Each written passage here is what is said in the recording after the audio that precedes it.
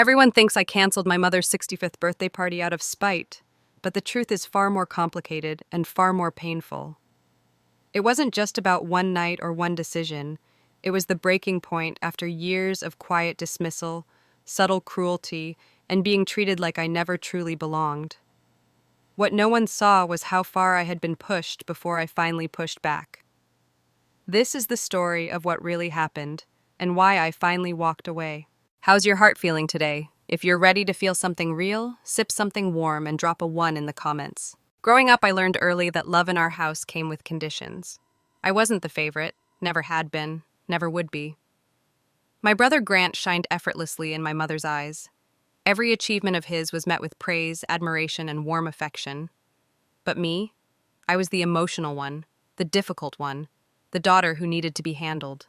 No matter what I did, it was never quite enough. I remember being 8 years old, spending weeks painting a handmade birthday card for my mom. I poured my whole heart into that little piece of construction paper. When I gave it to her, she smiled politely, thanked me, and placed it on the counter, only for it to end up in the trash before the week was over. That same day, she proudly showed off the silver bracelet my brother gave her, something our father had clearly picked out and paid for. That moment stayed with me. Over the years, these quiet rejections built up like dust in corners no one bothers to clean. When I graduated top of my class from Clemson, she congratulated me over dinner, only to follow it with, "But no one really takes a florist degree seriously." Except I hadn't studied floral design. I'd earned a business and marketing degree, put myself through school, and built a successful flower shop from the ground up. But to her, it was always just a hobby, a nice distraction until I got serious about life. Still, I kept trying. Every holiday, every birthday, every family gathering, I showed up, hoping maybe this time things would be different. I planned events, I paid for things, I offered my time, my skills, and my energy. But in every conversation, every sideways glance, every backhanded compliment, I was reminded that I was never quite what she wanted. My name was rarely mentioned in family updates. My shop's success was brushed off as cute. And whenever something went wrong, I was the one who somehow made it harder. So when she called me about the birthday party, the one I had spent weeks organizing and paying for, and casually told me to remove my name from the invitations, it wasn't just a small request. It was the latest entry in a long list of ways she'd made me feel invisible. And it was the first time I truly paused and thought, what if I stopped accepting this? What if I didn't delete my name from that invitation? What if I deleted myself from the role I'd been forced into my entire life? I told myself I was overreacting, that maybe it was just about optics, like she said. But then came Sunday lunch, the kind of polite, tension-filled family meal that felt more like a performance than a gathering. The house was set up like a magazine spread, table perfectly arranged, wine poured, sweet tea chilled, and there I was, placed at the far end of the table like a distant relative, not the daughter who had poured her heart and bank account into this party. Throughout lunch, I kept my voice soft, my smile polite. I made a small suggestion about the party timeline, only for my mother to wave it off with her signature condescension. "We've got it handled, darling. Don't worry your head." And then, like she couldn't help herself, she made the jab that shattered the fragile peace. "Some people just can't keep a marriage," aimed directly at me, right there in front of Grant, Becca, Aunt Janice, and my father. No one flinched, no one defended me. I sat there with my wine glass halfway to my lips, blinking at her as if I hadn't heard right. But I had, loud and clear. She smiled as she said it, soft and sweet like sugar hiding poison. My marriage had ended 2 years ago, painfully, privately, and yet here she was using it as a punchline, and everyone just let her. That would have been enough. But then I overheard them, Grant and Becca, in the hallway, speaking in hushed tones. "Do you think Em will make a fuss when she finds out?" Becca had asked. "Mom doesn't want her complicating things." Grant's reply was simple, cold. "We didn't invite her." They weren't just excluding me, they were actively planning around me, like I was a liability, a problem to be managed. It was like years of dismissal, of being told I was too much or not enough, had all been distilled into that one moment, me standing in the hallway, invisible again, forgotten, or worse, intentionally left out. When I got back to Asheville that night, the drive was a blur. I didn't cry, I didn't scream, I just felt hollow, like something had cracked wide open and all the air had rushed out. I sat in my living room, wine glass in hand, the city lights blinking through the blinds, and thought, if this isn't the moment I walk away, then when? Because it wasn't just about being left out of a meeting. It wasn't just one cruel comment. It was the years that came before it, the patterns, the silence, the constant shrinking. And now, for the first time, I didn't feel sad. I felt still. And in that stillness, I felt something even more powerful. That resolve followed me through the week like a shadow. I went through the motions, managing my flower shop, smiling for customers, sharing quiet morning coffees with Tanya. But I wasn't really present. In the back of my mind, I was replaying every slight, every unspoken insult. I wasn't just hurt anymore. I was awake. A kind of clarity had settled over me, sharp as glass. By Friday, I knew I had to go back to Charleston. Not to fix things, but to see, really see, how far my mother was willing to go. I told myself it was about finalizing the party arrangements. That was the excuse. The truth was, I needed to know whether the damage was repairable or if it was time to stop pretending I still had a place in that house. The moment I arrived, it was clear. I wasn't welcome. The house felt colder than before, the greetings more forced. My childhood bedroom had been completely transformed into a guest room for Grant's kids. My books, my journals, my memories, gone. When I asked about it, my mother simply said, "You don't live here anymore, Em. It's just a room. Just a room." That night, we sat at the table reviewing the menu, and once again, every suggestion I made was dismissed. Becca smirked openly. My mother gave her usual line, "You wouldn't understand what makes an event sophisticated." It wasn't about appetizers or wine pairings, it was about control, about reminding me where I stood, on the outside, always. Later, I heard them talking behind a half-closed door. I wasn't meant to hear it, but I did. Miranda's voice, smooth and cruel. "She's always been a burden." Becca agreeing, promising to keep me in line during the party. And just like that, it all clicked into place. I wasn't paranoid. I wasn't sensitive.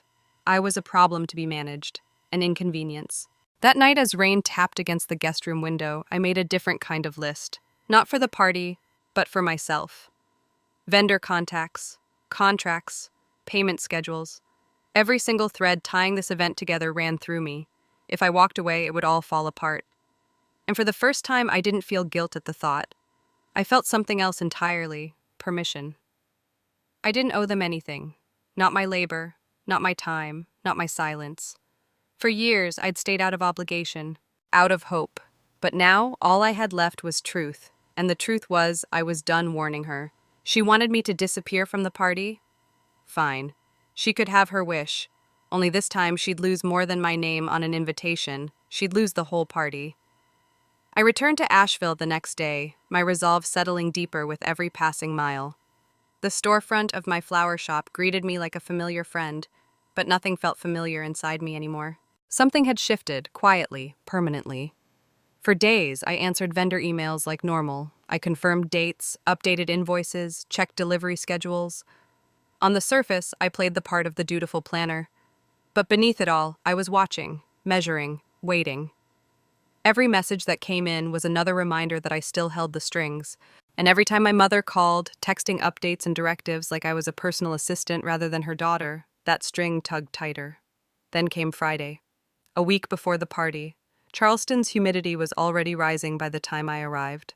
The house looked the same, but the air inside was different, tenser, more brittle. I went straight to the dining room and stopped cold. Navy blue tablecloths, gaudy centerpieces, crowded tables, all of it wrong.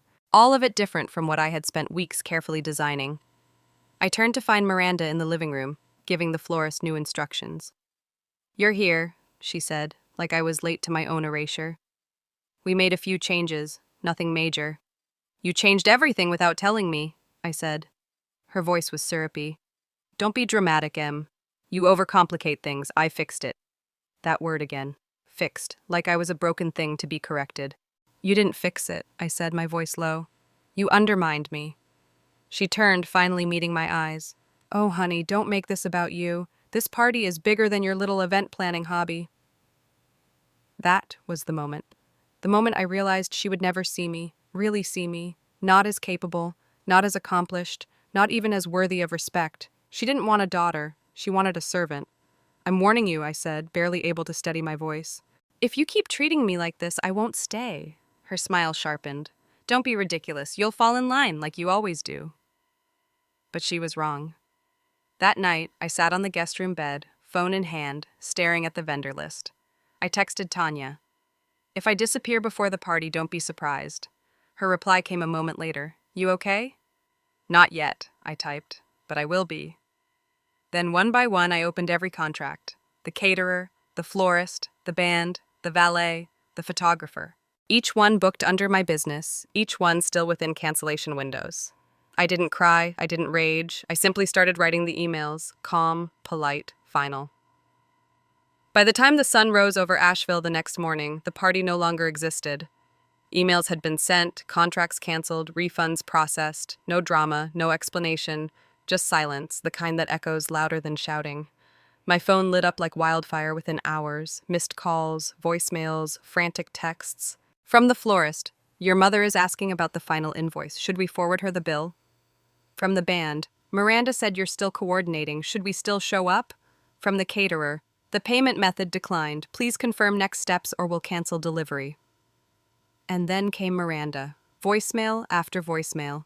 Her tone shifted like a storm in real time. First sugary sweet. This is childish. Let's fix this.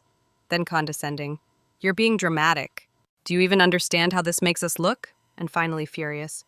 You're embarrassing the family. Do you want everyone to think you've had a breakdown? I didn't respond. I didn't need to.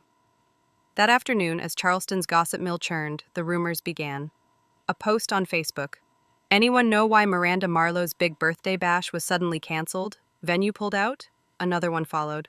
Something's up. Party of the year just gone? Miranda couldn't control the narrative this time, and it showed. By 5 p.m., I sent her one final message. You wanted me out. Now your party is out too. Happy birthday. I didn't expect a reply, and none came. That night, I sat on the porch of my Asheville apartment, a glass of wine in hand. For the first time in years, the silence wasn't lonely. It was peaceful, empowering. The storm had passed, and I had survived it, on my terms. In the weeks that followed, I didn't hear from my father, not a word from Grant. Becca stayed predictably quiet. Their silence said everything. They hadn't just watched what happened, they had allowed it. Mid-June arrived quietly. The hydrangeas outside my window bloomed full and blue. I signed a lease on a larger storefront downtown, Marlowe and Bloom, Asheville's full-service floral boutique. I painted the walls myself, hung the shelving, arranged every display with care and intention. Tanya came by on weekends with coffee and snacks, reminding me when I was being too hard on myself. You don't need to make it perfect, she said one Saturday, wiping sweat from her brow. You already are. And then, one Tuesday morning, the letter arrived. Plain white envelope, no return address. Charleston postmark. Inside, 6 lines in my mother's sharp, elegant handwriting. I don't understand why you did what you did, but you're still my daughter. That hasn't changed. No apology.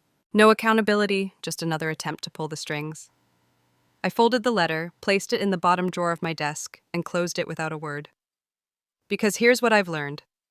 Freedom doesn't always come wrapped in forgiveness.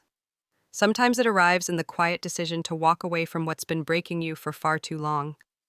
And if you're reading this, wondering if it's okay to choose peace over approval, let me say it out loud. It is. You don't need anyone's permission to stop setting yourself on fire just to keep them warm. You are enough. You've always been enough. And maybe, just maybe, the first time you choose yourself is the first time you finally breathe.